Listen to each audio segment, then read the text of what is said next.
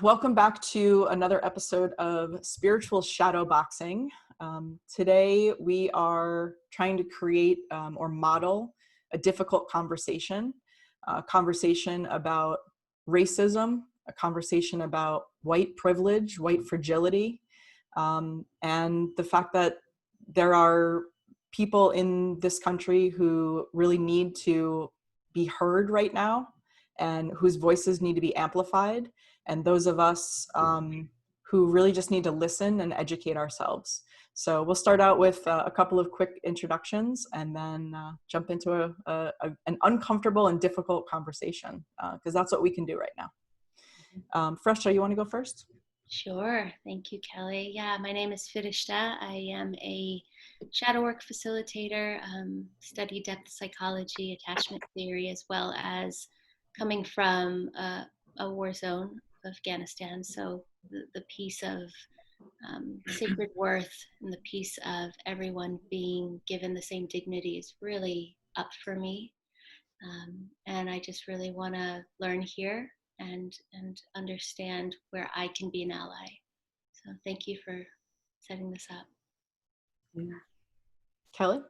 Hi, I'm Kellie Walsh, and I'm a professional photographer by trade. And because I'm a photographer, I feel like I am a seer and an observer of life through the lens and also with my own spiritual practice. And, you know, as we are witnessing the unfolding of what's happening with the finally hearing a voice of people that were not heard, have not been heard, and trying to right the injustice. You know, as a photographer, I see this as a time in history that needs to be documented and needs to be understood on a human level, a mental level, and also as a spiritual level, because, you know, as this is unfolding, as a spiritual person, I always go into the fact that we are a human race and human beings. And this will be a difficult and interesting conversation, and I'm looking forward to seeing how that kind of unfolds. Thank you. Longer than 60 seconds, but That's okay. Started to ramble a bit. Okay. And Owen, would you like to introduce yourself? Yes, the Reverend Owen Thompson. I'm a priest here at Grace Church, Episcopal Church in Nyack. I am an activist, both, I would say, for climate and for social justice. Yeah, I'm just, responding to the issues and ills and isms that afflict the lives of the often afflict the lives most of the least of these. And I'm just, woken to the spiritual dimensions of what lies at the root of this, the systemic and things, all that, but undergirding the systemic is the spiritual. Because when we cure the human heart, we cure the ills and isms of our world. And so that's where the emphasis of my work, my ministry, my passion has been. And so I'm glad to be part of the conversation. And I do want to commend you all for the forum to do this, because one of the things that when it comes to issues of race, we often don't want to have that discussion. And when we do have it, we often talk past each other. We certainly hear, but we don't necessarily listen. And we aren't really present. And so the opportunity to do this, utilizing this forum, I think is so important. So thank you for the opportunity and invitation. Yeah, well, we're really grateful to have you. Absolutely. And I am Kelly Campbell. I'm an agency transformation coach, mostly for creative leaders, and leaning into that listening and vulnerability and using our voices and knowing when we need to ask questions and speak up, and knowing equally when we need to listen to what's being said, what's not being said. All of that is very integral to my work. And yeah, just again, to reiterate what Owen said, just grateful to have and be able to lean into a difficult conversation, because for 450 years, we have not had these conversations. And if this moment in time is that watershed moment where some of us can use our voices to at least invite the conversation in, even if that means that all we're doing is listening, that's okay too. And I think it's really important for those of us who are white who will never understand what it's like to be a person of color in this country, for us to educate ourselves as opposed to relying on our Black and brown brothers and sisters to educate us. I think that is, that's what we can do right now. I am reading an incredible book, or listening to an audio version of White Fragility by Robin DiAngelo. And this is absolutely the time for all of us to educate ourselves. And hopefully the next step is having conversations like this. So as I said at the top of the show, hopefully this becomes a model for other people to lean into these uncomfortable conversations. And maybe one day the hope is that they're not uncomfortable at all. Indeed. So, yeah. So where do we want to start? let's dive in. Maybe we should give the voice to Owen right now and have him begin and start and maybe express what he's seeing on, because I know that you've been very involved with a lot of rallies and a lot of protests all around Nyack and some of the towns surrounding. So I think you definitely have your finger on the pulse of what's happening locally as well as, globally. Right. Well, one of the things that I think that is different, if you will, about the George Floyd incident and the timeliness of it happening in the midst of this pandemic, again, when we had this kind of captive audience, not focused on rushing to work, getting in the car, driving to and fro, perhaps unplugged from the matrix of the fleeting, the frivolous for a moment. We witnessed live and in color a modern day lynching. And so often when we hear about these stories, there are a million other things that we hear it and we dismiss it because there's other things to do. But being locked down, our attention in many ways was forced on this issue. And I think it really showed a lot of white folks that this stuff that African Americans have been talking about for these 400 some odd years is not something that we're making up. It's a daily occurrence, and because we have the ability now to document with these cell phones, it is an undeniable truth. We also know that we live in a time where truth is subjective, and when it comes to the truths of racism, systemic racism, and the history of it, people often say, "Well, that's your story." And I've heard that kind of phraseology, that kind of standpoint, particularly from folks who are from other countries, immigrants, white immigrants, European, who come and say, well, I wasn't here, that's not my, well, you came and now you're part of that system. You're benefiting from the systems that were put in place to benefit people who look like you. And the good news is that even now, some of them at least, based on the pollings, they had a poll out that was said 74% of Americans, white Americans now are like, whoa, yeah, this stuff is real. So I think there's some encouraging signs and awakening that I think point to the hard truth. Truth is hard. Anytime we hear a truth, it's a hard truth. No one wants to hear the truth. We want to be told that we're all good, we're all great, we're all beautiful, we're all thin and svelte, and we love the compliments. But we don't want the hard truths, like, dude, your breast stinks or whatever. And so America is facing a hard truth. And there are some who still want to deny, and we see it from the top level.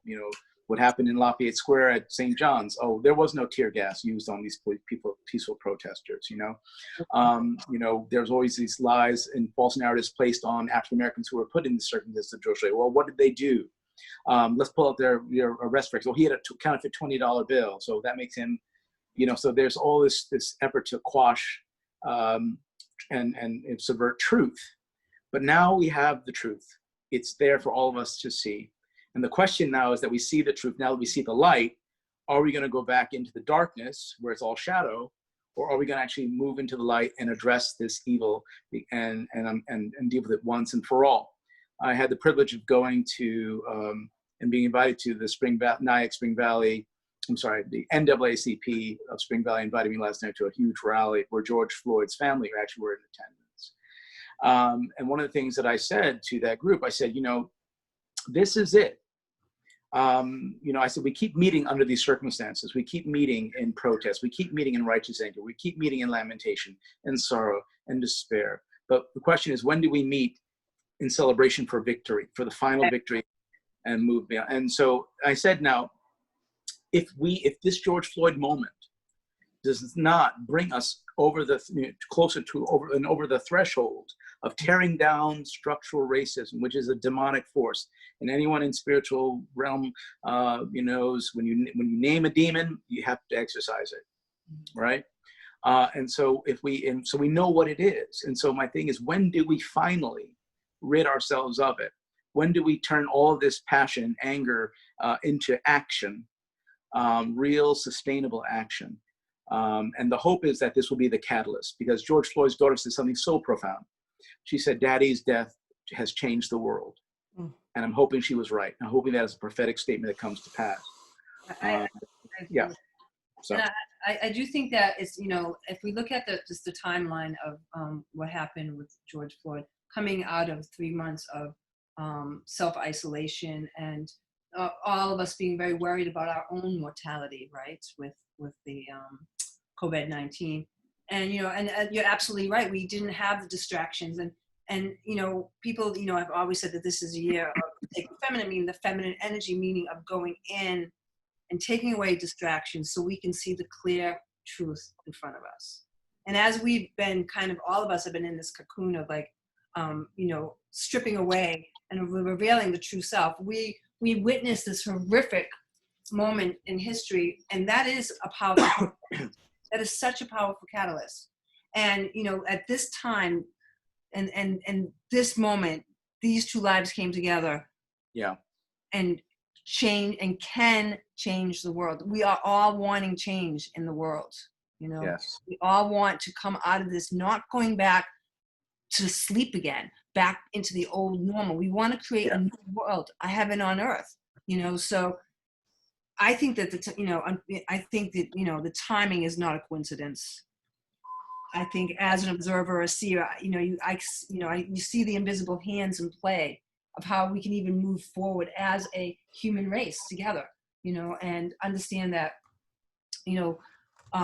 Black Lives Matter, all lives matter. Let's deal with what is apparent and in our face right now and find equality so we can move on to the other things that need to be changed as well, Yeah.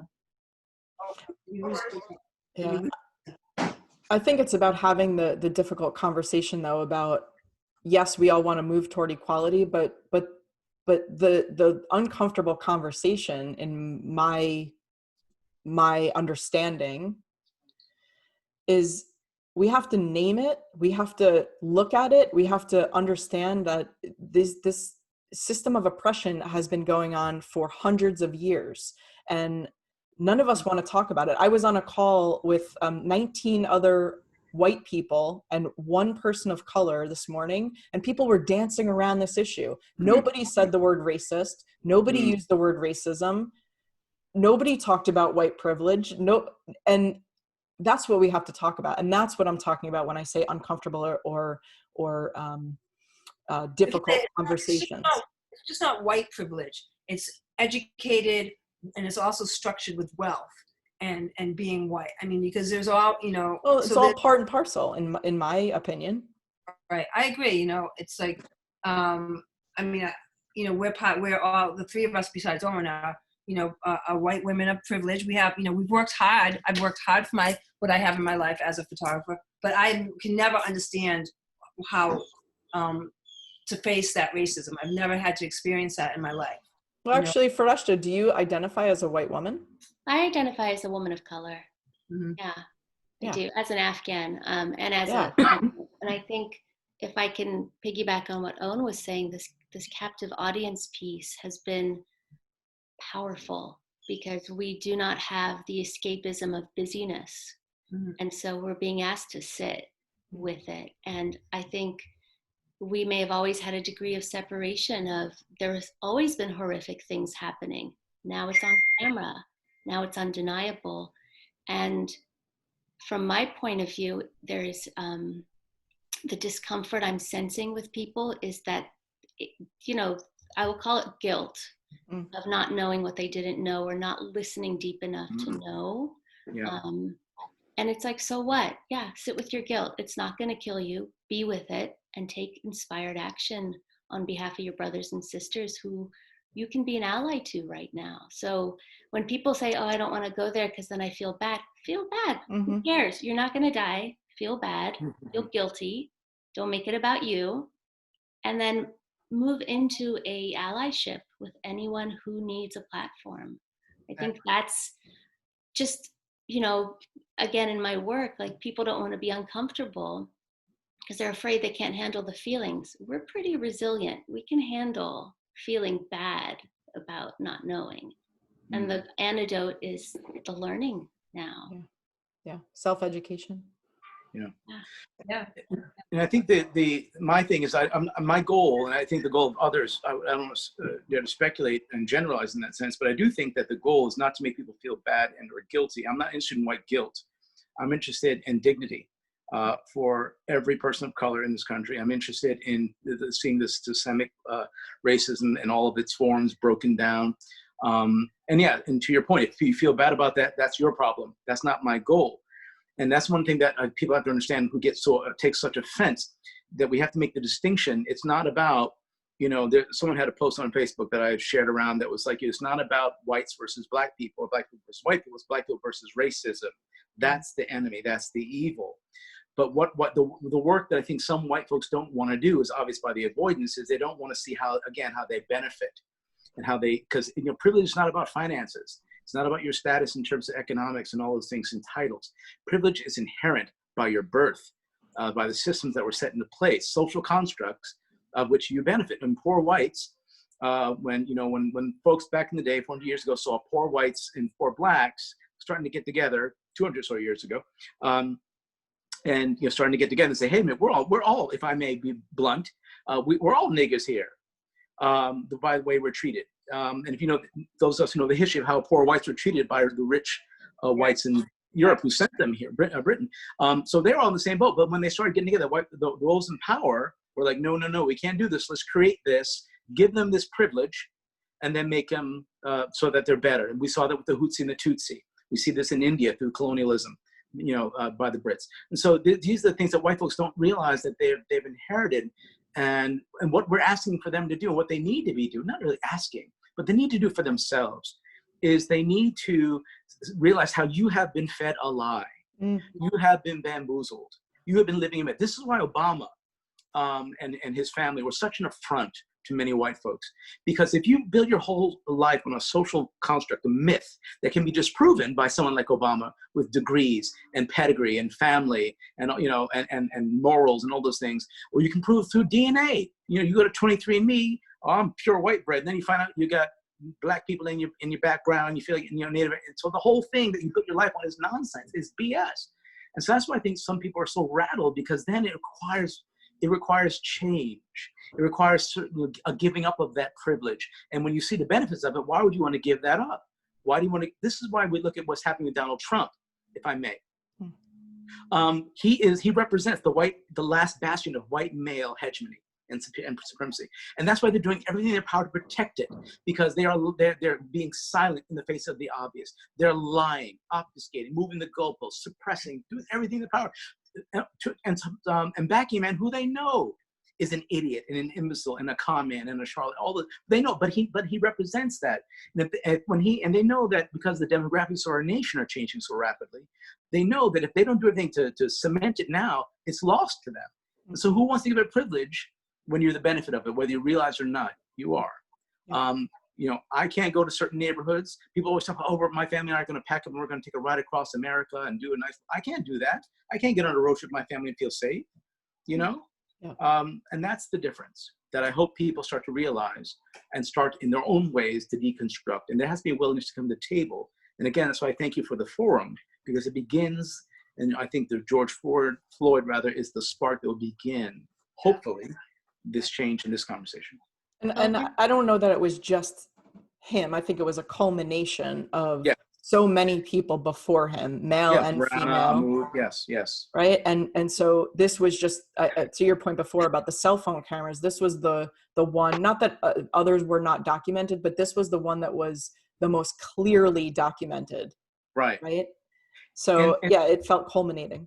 And I just want to say, one of the things that, other than some of the other incidents we've seen, they were so instantaneous. we saw a man being asphyxiated for 8 minutes and 46 seconds.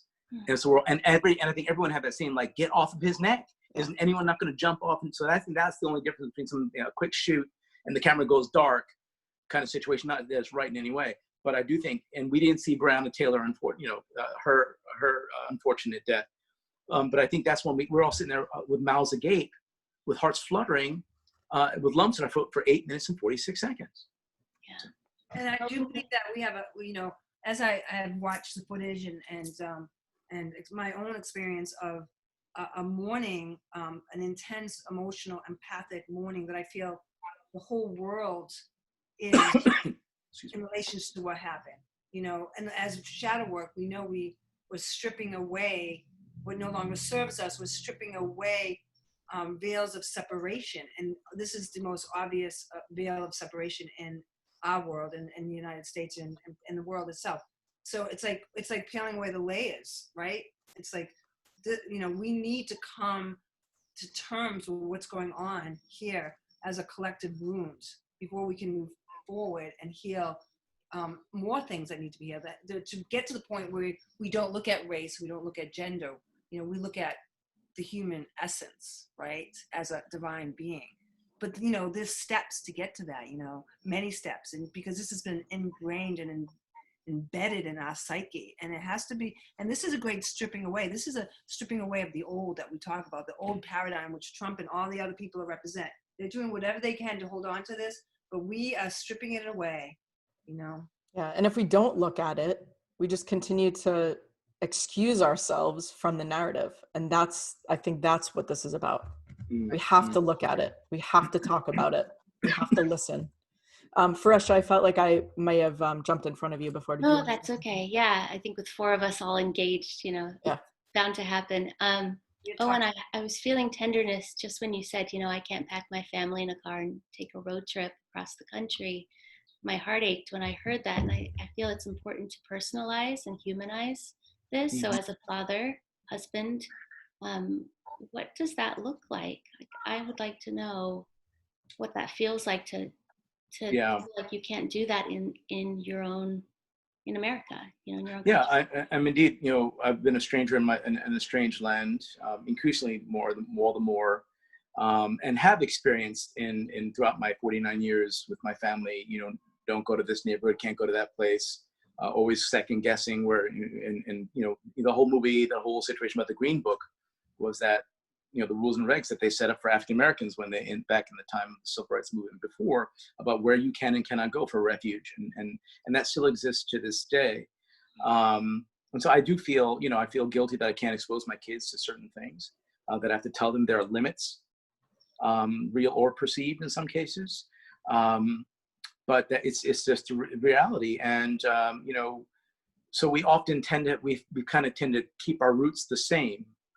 We go to the Outer Banks every year, and we know the routes to take, and we know that we go to Kerala, which is more diverse than other parts like Nag's Head and the like, and so we've kind of been doing that. And I do want to explore other avenues, but I don't, in this particular climate, where it's been more and more permissive for the ugliness of racism to rear its head, where you see these viral videos of people, accosting people in restaurants and feeling free to say what they want, and calling police for 2 men sitting down having coffee, people being kicked out of the Karens, quote unquote, kicking people out of swimming pools or neighborhoods, and so it's like why would you want to expose your kids? And I've been trying to protect my kids from the inevitable N-word that they're going to hear. From feeling otherized. And so it breaks my heart that this is the experience. It's better than it was for me, and as it was better than it was for my father and so forth, yet it's still here. Ingrained. So hopefully I look forward to the day when we can travel freely and go. And I have to tell you, any road trips that I've taken where I felt somewhat shielded have been with my white friends. Because you feel like you have this white cover. And protection. I would look forward to the day when I don't worry or need to have that. Or I'm a man of peace, but I know when I travel with some family members, they bring their weapons, they bring their guns, they bring whatever they can because they don't know. And I'm like, I'm not there yet, and I pray not to be. But that's the mindset. We got to go on a road trip. Get your gun. You do. I mean, what? Back when just pack a sandwich and a thermos, and So anyway, but I thank you for hearing that. And yeah. I appreciate you for sharing that. I only have one brush of an essence of a whisper of that in working in Crown Heights in Brownsville on a senatorial campaign, and working till midnight, and having one of the most sweetest, kindest, smartest young men of African descent say, "I'll walk you to the train station. It's 3 blocks. It's Brownsville, midnight. I'll walk you." And we were talking about gerrymandering. You know, we were having a real conversation, and 2 cops started walking towards us on the sidewalk. And I felt this air. I couldn't place it because it was just me in my pink dress and, you know, my cuteness. It wouldn't have been an issue. And I just sniffed something that just felt dangerous. And I had no idea in that moment that he was safer with me walking next to him. Right. Wow. And his integrity and his intention was to make sure I safely got to the train station. And it breaks my heart to know that the 17-year-old kid in a red hoodie could have been in danger without me alongside him. Like, I'm still chewing on that, you know? Yeah. And that's the awareness and the wokeness that I think folks need to have. And I think that's a very astute observation about the experience of the other that we're missing. I don't know if you all remember, we're all old enough to remember Spike Lee's movie, Jungle Fever.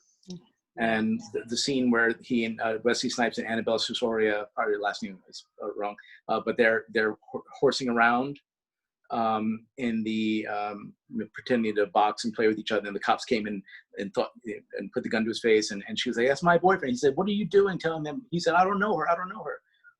But you know, but people don't think that like that. But I'm glad that that's an example of how, when we are more aware to the experience of other people, the other America, if you will, that begins the bridges of understanding. So that's one of the first steps, I think. So. Yeah. Just to share an experience that sort of is what you're saying, Fereshta, just like a hint or a whisper, anything that I could draw on from my own experience. Being a gay woman, I used to have a rainbow license plate around my car, around the back of the car, and I got pulled over on the New York State Thruway. This was many, many years ago. And these 2 cops got out of the car and asked me a couple of questions, had me get out of the car, had me put my hands on the back of the car. The one gentleman, they were both white officers. The one gentleman took his flashlight and put it around on the rainbow part of the license plate and said to his partner, "Oh, do you see that? What do you think that means?" And then he proceeded to go through my entire car, and I didn't have anything. I was there visiting my girlfriend at the time. It was during college. And I just had this moment of, I was so petrified. It was at night. It was dark. I was pulled over on the side of a road with these 2 white cops. And this isn't necessarily an anti-cop thing, but these people were not acting in a way that was protecting me. Right. And it was the only experience. And I think back to that now, and I'm like, that was one incident in 40 years of being alive.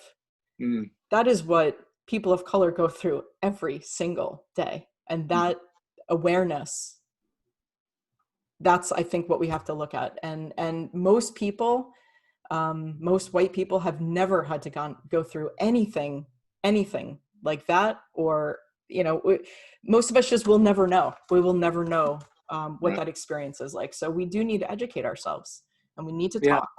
We need to listen.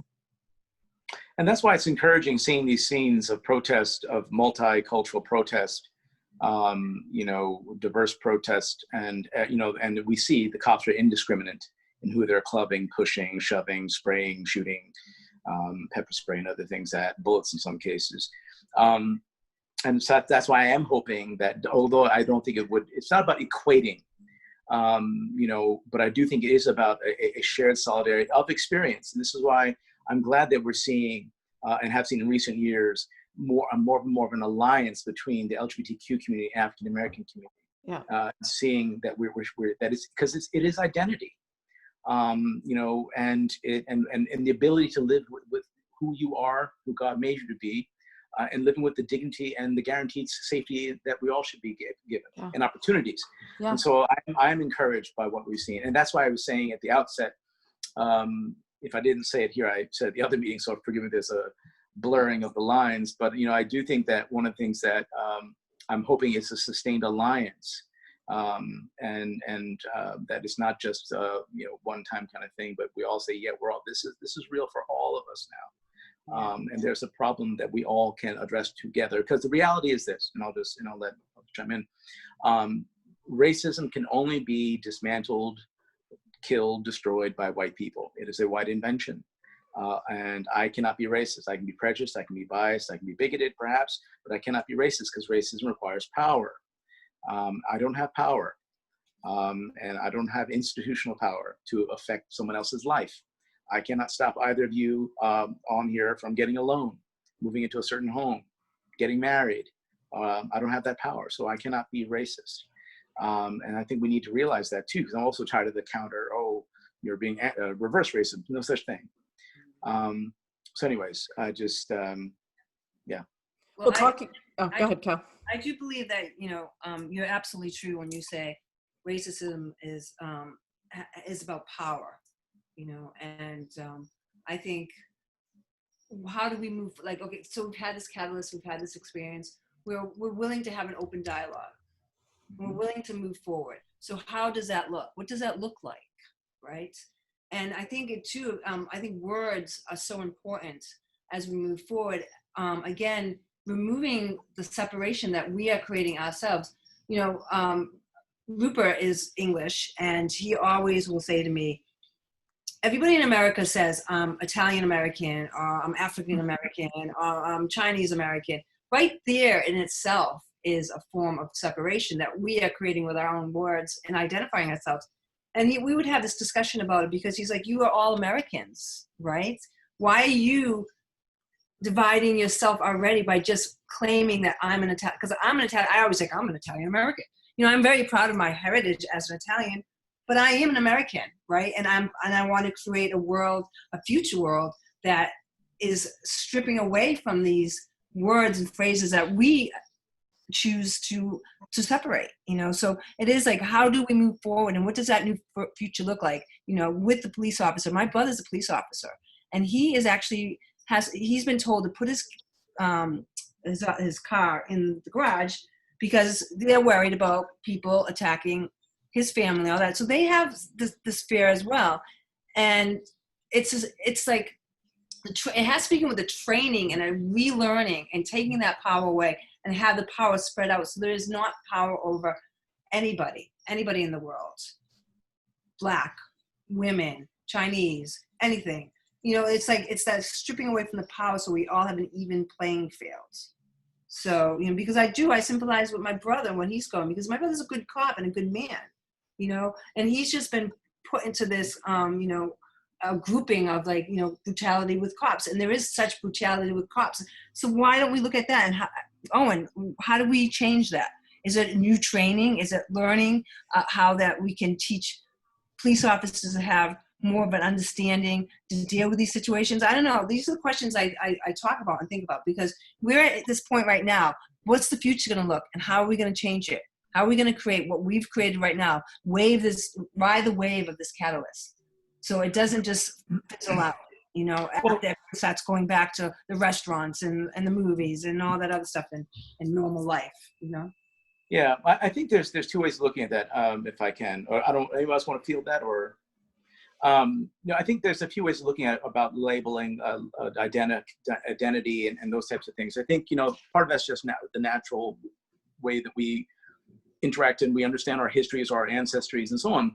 The point, I think, is that we should be able to be who we want to be and be respected and given the dignity no matter who we say I am, where I am from. That's the problem.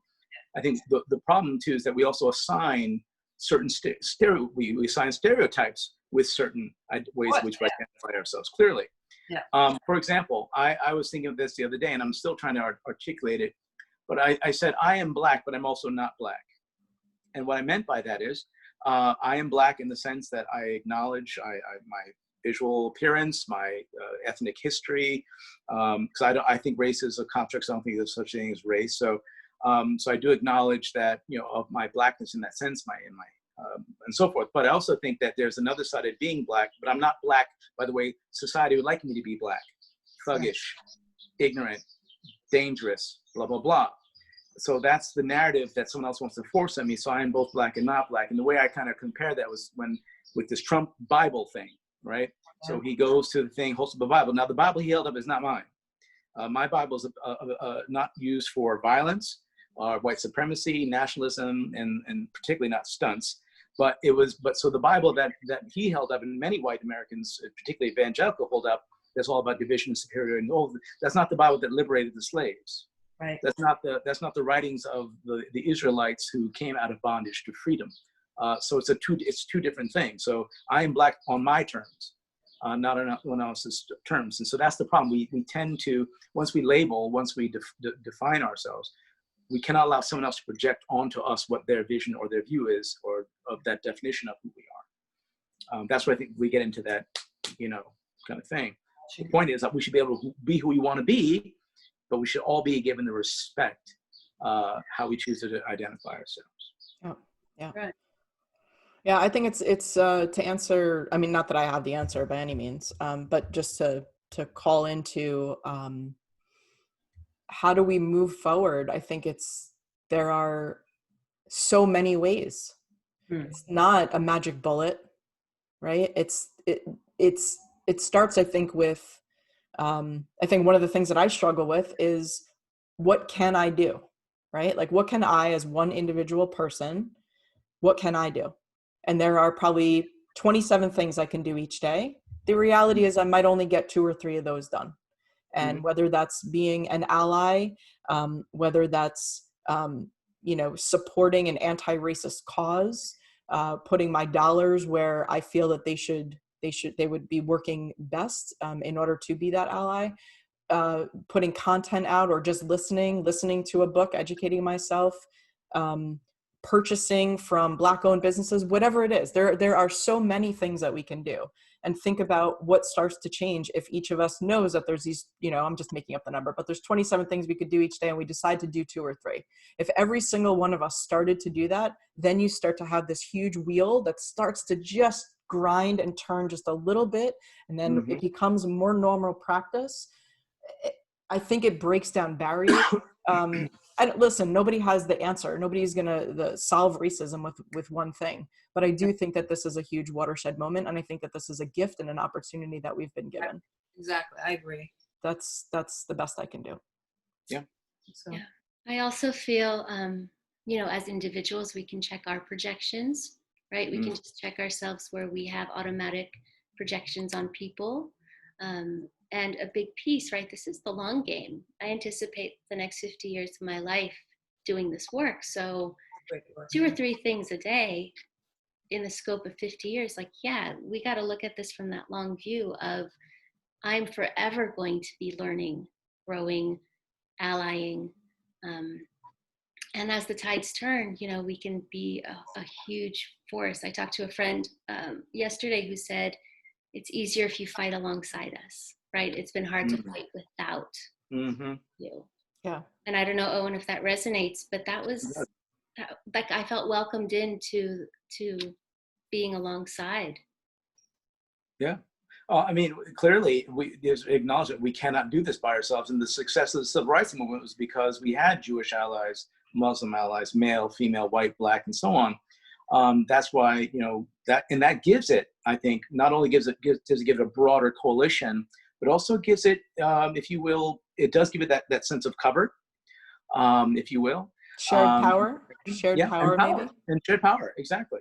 So I think that's the key here is person that we need to work on this together. And this is why, again, that distinction between, it's not between Black people and cops. It's Black people against racist cops and the systems that foster and promote that and enable that. And so even if we do get some good white officers who would speak up rather than having the code of silence and say, hey, you're not doing us any favors.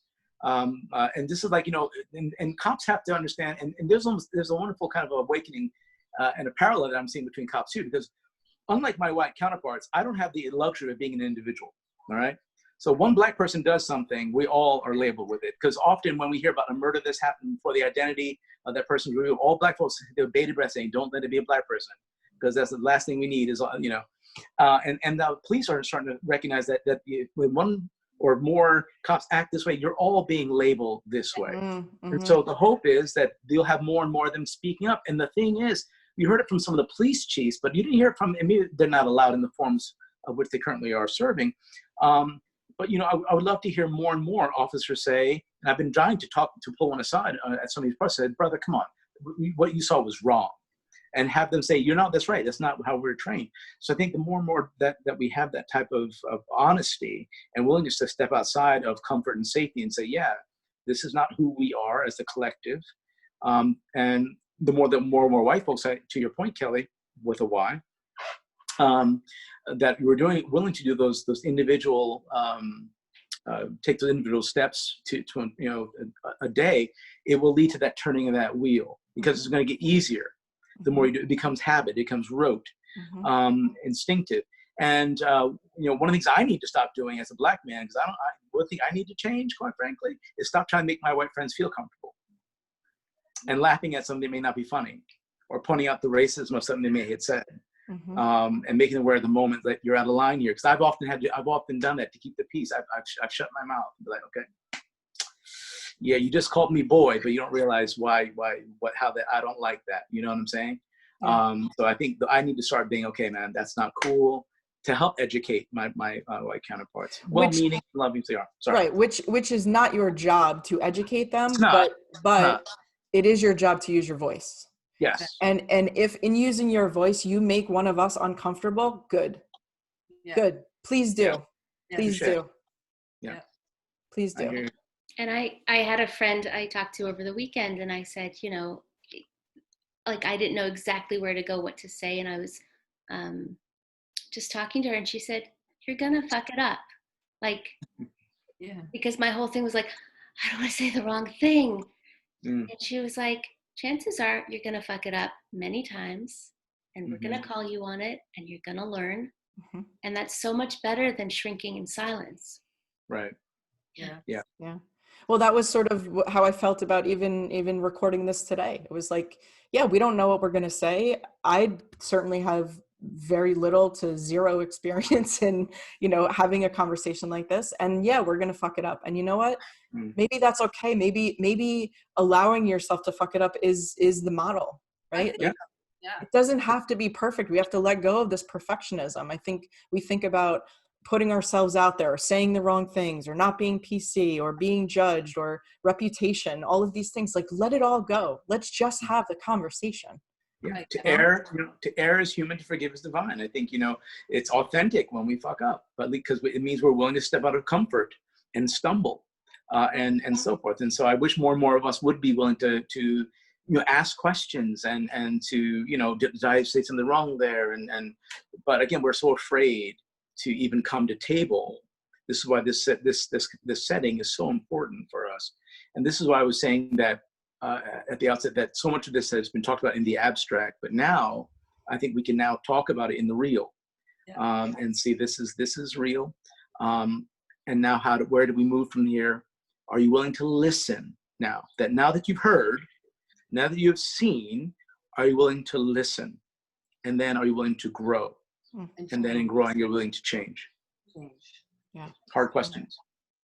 And like you said, asking, like, as beginning the dialogue of any conversation, as long as we're all authentic in who we're being, and we want to, and I think because we're authentic, it does, like you said, it doesn't make a difference if we make mistakes or we say the wrong thing. It's a learning process. We're all finding our truth, and we're sharing our truth together openly and honestly. So. Yeah. Owen, can I ask you a question that I've seen come up in my coaching, and also in the spiritual circles of, I have beef with this personally, and people are being like, but we're all one, which is true. But then it's like, but there is exploitation and racism and economic disparity. Like, Yes. How, especially given your background and your ministry, like how do you reconcile, like, yes, we're all Yeah. one, but that's not how we're behaving here. Right. Yeah. I would say that we're all one, but we're not the same. Clearly, and I can tell from my experience as a priest in the Episcopal Church, which is a WASPy institution. I may wear the same collar as my colleagues, but I won't be able to pastor to the same congregation as my colleagues. You look at some of the most financially endowed parishes in Manhattan, where that have all the power. Those are run by white men. And those folks who call those priests wouldn't call a female, wouldn't call a gay priest, wouldn't call a gay female priest, and wouldn't call a black priest, African, Haitian, whatever. And so, we're all one priesthood and all that. It's wonderful. We're not the same when it comes to how we live and move and how we're being in the world and how we're treated in the world. And so I'm a little leery of, I understand the oneness. My faith teaches Jesus prayed, may they be one. Indeed. But that's not where we're at. This is the reality. And I think part of the issue of when we kind of talk about color blindness and all that kind of stuff, see me. This is who I am. See me. Respect me. And that's all that's really being asked at the end of the day. Is we're not trying to take over. There's not some revolution to take over, America. But it's to, as Reverend Al Sharpton said in his homily at the memorial for George Floyd, he said, take your knee off my neck. You had your knee on my neck for 400 years. If you get your knee off my neck, we'll be good. To the cops, we're not asking you for anything but stop killing Black people. Why is that so hard?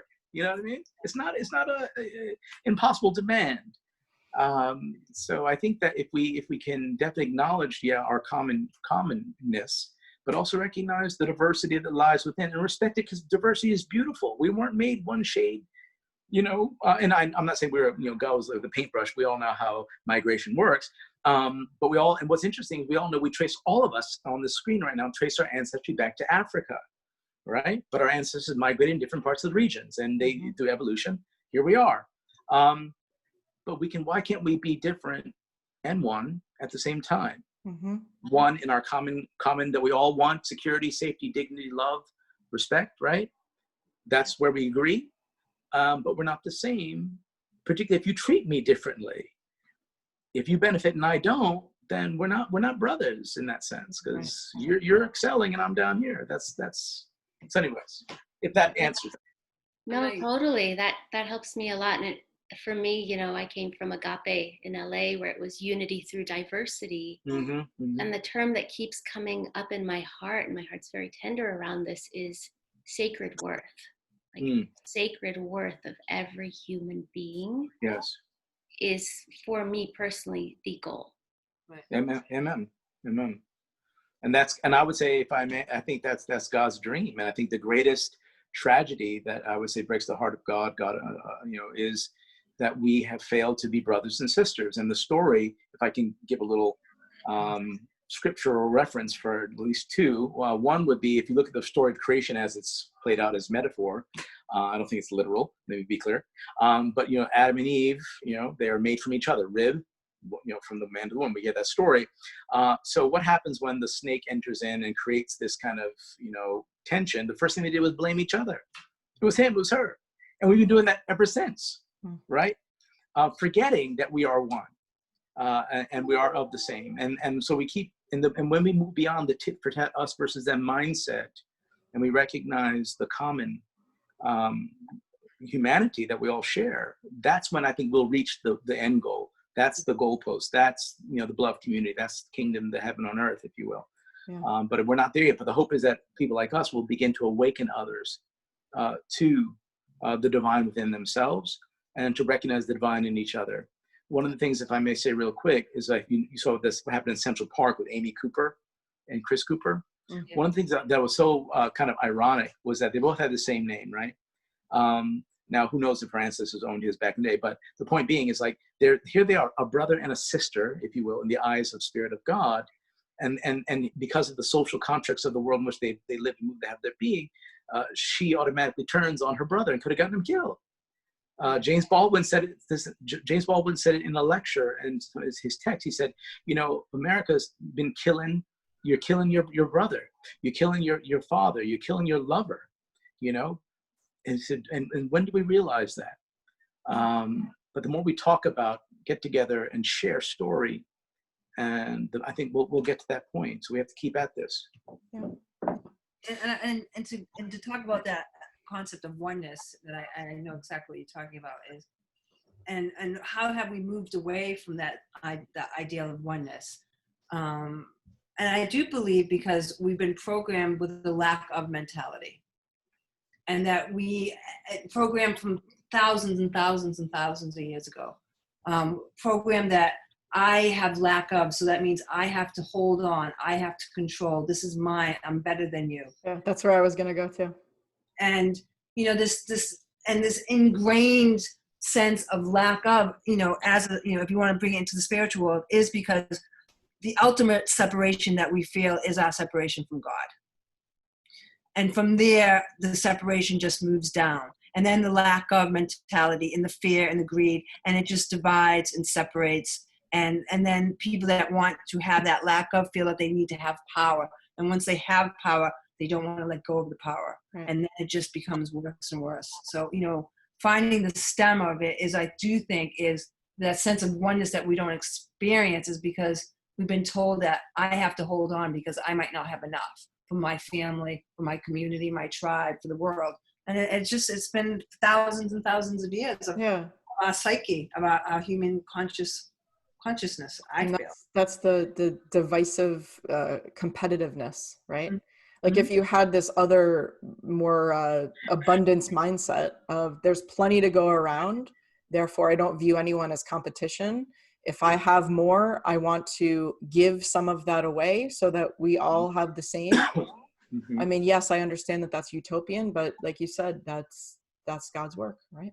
As we talked in the Kabbalah on the last one, as we move through up the Jacob's ladder, taking off our personality, which is a set of pre-programmed ideals, taking off that mask, we start to do the great work, right? Yeah. And that's what we want to do, the great work.